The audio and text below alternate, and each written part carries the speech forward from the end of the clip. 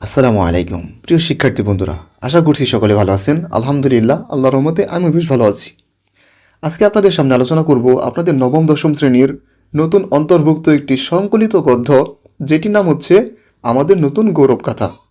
আমাদের নতুন গৌরব গাথা আবার কি সেটা আপনারা নিশ্চয়ই জানেন, আপনারা নিজে স্বচক্ষে দেখেছেন, কিংবা আপনারাও অনেকেই এই আন্দোলনে কিন্তু অংশগ্রহণ করেছিলেন, যেটা গত 2 বছর আগে 2024 সালে সংগঠিত হয়েছিল একটা ফ্যাসিস্ট সরকারের বিরুদ্ধে। আজকের এই ভিডিওটি শুরু করব, তবে শুরু করার আগে একটা অনুরোধ, আমাদের চ্যানেল যারা সাবস্ক্রাইব করেননি তারা অবশ্যই আমাদের চ্যানেলটি সাবস্ক্রাইব করে পাশে বেল আইকনটি বাজিয়ে দেবেন, কারণ এই চ্যানেলটি আপনাদের জন্য। আর আমাদের চ্যানেলে এসএসসির বাংলা এবং ইংরেজির সকল ক্লাস দেওয়া হবে, সেই জন্য সকল ক্লাস পেতে চাইলে অবশ্যই আমাদের চ্যানেলটি কী করবেন, সাবস্ক্রাইব করে পাশে বেল আইকনটি বাজিয়ে দেবেন আশা করছি। তো চলুন শুরু করি। প্রথমে আমরা রচনা পরিচিতি পড়ব। এটা কিন্তু আপনাদের নতুন ঢুকিয়েছে আর কি, 2024 সালের গণ অভ্যুত্থান বা বিপ্লব যাই বলুন না কেন সেইটার পর। এটা কিন্তু আর কি ছিল না। আমাদের নতুন গৌরব গাথা একটি সংকলিত গদ্য। এটি 2024 সালের জুলাই আগস্ট গণ অভ্যুত্থান, শিক্ষার্থী ও সাধারণ মানুষের আত্মত্যাগ, বৈষম্য বিরোধী আন্দোলন এবং নতুন বাংলাদেশ গঠনের স্বপ্ন তুলে ধরা হয়েছে। রচনাটি তরুণ প্রজন্মের সাহস, ঐক্য এবং দেশপ্রেমের একটি দলিল হিসেবে পাঠ্য বইয়ে অন্তর্ভুক্ত করা হয়েছে। তো আপনারা জানেন 2024 সালে কিন্তু কি হয়েছিল, মানে ফ্যাসিস্ট যে সরকার, শুরুতে কিন্তু কোটা বিরোধী আন্দোলন ছিল, পরবর্তীতে সরকার বিরোধী আন্দোলন করে কিন্তু আমরা সরকার সহ সবাইকে কিন্তু তাড়িয়েছিলাম। কিন্তু আমরা কি দেশের কি পরিবর্তন দেখতে পাচ্ছি সেটা কিন্তু আপনারা জানেন। আমি রাজনীতির কথা বলতে যাচ্ছি না ওইখানে যেতে, কিন্তু আমরা একটা কথা আছে না, যে ইতিহাস আমাদের এটাও শিক্ষা দেয় যে ইতিহাস থেকে কেউ শিক্ষা নেয় না, সেটা হোক আমাদের ক্ষেত্রে কিংবা অন্য জাতির ক্ষেত্রে। বিশেষ করে আমাদের বাঙালি জাতির ক্ষেত্রে হয়তো একটু বেশি, সেই পলাশির যুদ্ধ থেকে শুরু করে আজ পর্যন্ত আমাদের ভাগ্যের পরিবর্তন হয়নি। শুধু কিছু মা তার ছেলেদের হারিয়েছে, কিছু বোন তার ভাইকে হারিয়েছে, কিংবা কিছু ভাই তার বোনকে হারিয়েছে। রচনায় বর্ণিত হয়েছে যে দেশের মানুষের মধ্যে দীর্ঘদিন ধরে বৈষম্য, অন্যায় ও দুর্নীতির বিরুদ্ধে ক্ষোভ জমেছিল। শিক্ষার্থীরা বৈষম্যহীন সমাজ গঠনের দাবিতে আন্দোলন শুরু করে। ধীরে ধীরে সাধারণ মানুষের মধ্যেও কি এই জিনিসটা ছড়িয়ে পড়ে। আমরা তো দেখেছিলাম শুরুতে শিক্ষার্থীরা কিন্তু সরকারের বিরুদ্ধে ব্যাপক পরিমাণ কিন্তু আন্দোলন করছিল। পরবর্তীতে কিন্তু যখন দেখা গেছে যে সন্তানকে মারবে, মা বাবা কি বসে থাকবে কেন, আপনি কিন্তু দেখেছেন অনেক এমপি মন্ত্রীর ছেলে মেয়েরাও কিন্তু সেই আন্দোলনে যোগ দিয়েছিল, কিংবা মৌন সমর্থন জানিয়েছিল। পুলিশের ছেলে মেয়ে এসেছিল, এলিট শ্রেণীর যারা ছিল, প্রাইভেট বিশ্ববিদ্যালয়ের যারা শিক্ষার্থী ছিল, কিংবা মাদ্রাসার শিক্ষার্থী, সবাই কিন্তু মোটামুটি কী করেছিল, এই আন্দোলনে কিন্তু যোগদান করেছিল। অর্থাৎ বুঝতেই পারছেন, এটা বিশ্বের মধ্যে বিরল। ছাত্ররা যে একটা সরকার নামাতে পারে, এটা বিশ্বের মধ্যে বিরল। মানে এটা, আর এত স্টুডেন্ট মারা গেছে, এটা আসলে হয় না, হয় না কোনো দেশের। বাংলাদেশে সেটা আপনি জোগাড়ি বলুন, শিক্ষার্থীদের পাগলি বলুন আর যাই বলুন, বাংলাদেশের মতো শিক্ষার্থীদের মতো তো সাহসী শিক্ষার্থী পৃথিবীর বুকে আর নাই।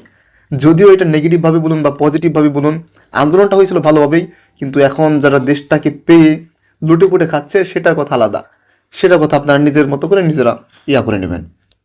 দেখুন তারপর কি বলা হয়েছে, আন্দোলনের সময় বহু মানুষ আহত ও নিহত হলেও তারা ন্যায্য বিচার ও সমতার দাবির থেকে পিছনে যায়নি। আমরা তো দেখেছি আবু সাইদ কীভাবে বুক পেতে দিয়েছে, মুদ্দু কীভাবে গুলি খাওয়ার পরেও পানি দিয়েছে, বা এই আন্দোলন কিন্তু দেখেছেন একদম অনেকেই বুক পেতে কিন্তু গুলি খেয়েছেন।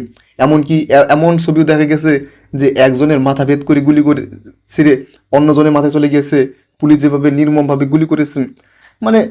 1400, 2000 অনেকে বলে, 1400 না হোক 100 যদি মানুষ মারা যায়, কথা কথা ধরুন আপনি, সেটা কি কম? একজন মানুষও যদি মারা যায় সেটা তো মানুষের জীবন।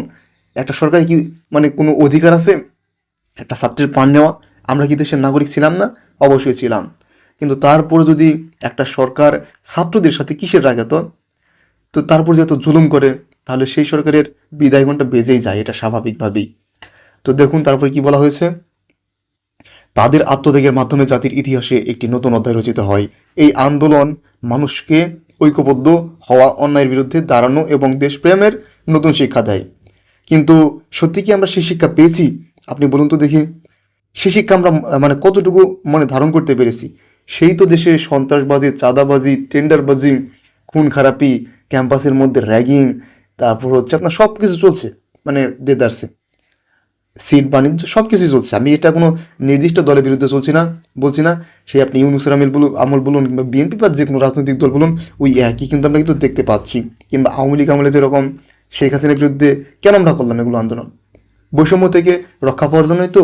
এই জন্যই তো দলটার নাম দিয়েছিল বৈষম্য বিরোধী আন্দোলন। এরপর দেখুন আপনাদের যে মূল ভাবটা যদি সংক্ষেপে আলোচনা করি, মোটামুটি এটা আপনারা সবাই বুঝেন, চেনেন, জানেন, কারণ আপনাদের সামনেই ঘটেছে এবং আপনারা অনেকেই আন্দোলনে কিন্তু যোগদান করেছিলেন।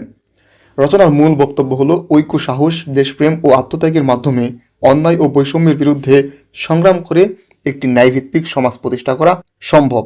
নতুন প্রজন্মের এই সংগ্রাম জাতির জন্য নতুন গৌরবের ইতিহাস সৃষ্টি করেছে ঠিকই, কিন্তু কিছু কিছু মানুষের জন্য অসম্মানজনকও হয়েছে।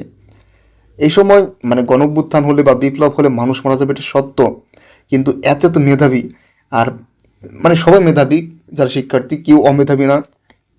তো এই যে মানুষকে মারলো, এই মানুষ মারার পর তো আমাদের একটা সুন্দর দেশের স্বপ্ন দেখেছিলাম, তাই না? কিন্তু সেই স্বপ্ন কতটুকুই বা বাস্তবায়ন হলো, মানে কতটুকু হলো, কি হলো, মানে কি পেলাম? এটা কি আপনাদের মাঝে মাঝে প্রশ্ন আসে না মাঝে, মানে আপনাদের মনে, মানে কী কারণে আন্দোলন করেছিলাম? কি বৈষম্যের কারণে? শুধুই কি কোটা? একটা সরকার দাঁড়ানো কি হয় শুধুমাত্র কোটার জন্য, নাকি দেশের সকল ধরনের বৈষম্যের জন্যই?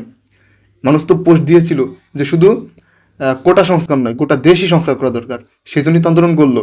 কিন্তু কতটুকু দেশ সংস্কার হলো বলুন তো দেখি, হলো কি? আচ্ছা, এই হচ্ছে মূলত কাহিনী আর কি। কোটা আন্দোলনের বর্তমানে সংস্কার হোক বা না হোক, সেই আন্দোলনটা আমাদের গৌরবের ছিল এবং আমাদের লক্ষ্যটা, উদ্দেশ্যটা ছিল অবশ্যই ভালো, সেটা তো অবশ্যই মানে অবশ্যই। কিন্তু কিছু মানুষ যদি সেইটা যদি অপব্যবহার করে বা অপব্যবহারে ভোগ করে, সেটা তাদের দোষ একান্তই। তো যাই হোক, আমাদের যতটুকু করা দরকার আমরা করেছিলাম। হয়তো জানি না পরবর্তী প্রজন্ম আবার কবে অভ্যুত্থান করবে, একটা অন্যায়ের বিরুদ্ধে দাঁড়াবে কিংবা দাঁড়াবে না, আমি তাও জানি না। কিন্তু দরকার ছিল আমাদের দেশের একটা বড় পরিবর্তন, কিন্তু আমরা সেরকমভাবে দেখছি না সেরকমভাবে কিছু। আচ্ছা, এই আমাদের নতুন গৌরব গাথা, এখান থেকে কিছু প্রধান বিষয় আমরা জেনে নিই। বৈষম্য বিরোধী ছাত্র আন্দোলন। বৈষম্য বিরোধী আন্দোলন, আমি আগে বলেছি বারবার করে যে বৈষম্যের বিরুদ্ধে আমরা আন্দোলন করেছি। বৈষম্য শুধু কোটার বিরুদ্ধে না, সকল বৈষম্যের বিরুদ্ধে। এই জন্য কিন্তু বৈষম্য বিরোধী মানে আন্দোলন আর কি নামে একটা অরাজনৈতিক প্ল্যাটফর্ম গড়ে উঠেছিল। রাজনৈতিক নয় কিন্তু, অরাজনৈতিক, মনে রাখবেন, অরাজনৈতিক। আমাদের যদি রাজনৈতিকই যদি মানে আমাদেরই থাকতো, স্বার্থ হাসিলের উদ্দেশ্য থাকতো, অবশ্যই আমরা রাজনৈতিকই কী করতাম, প্ল্যাটফর্ম খুলতাম, তাই না? শিক্ষার্থীদের নেতৃত্ব, সাধারণ মানুষের অংশগ্রহণ, আত্মত্যাগ ও দেশপ্রেম, নতুন বাংলাদেশের স্বপ্ন, ঐক্য ও মানবিক মূল্যবোধ, এই সব কিছু কি এই আমাদের নতুন গৌরবগাথার মধ্যে কিন্তু আমাদের রয়েছে। যদিও সেগুলো আমি বারবার করে বলতেছি যে বাস্তবায়ন হয়নি, কিন্তু আমাদের উদ্দেশ্য তো ছিল এটা, নাকি?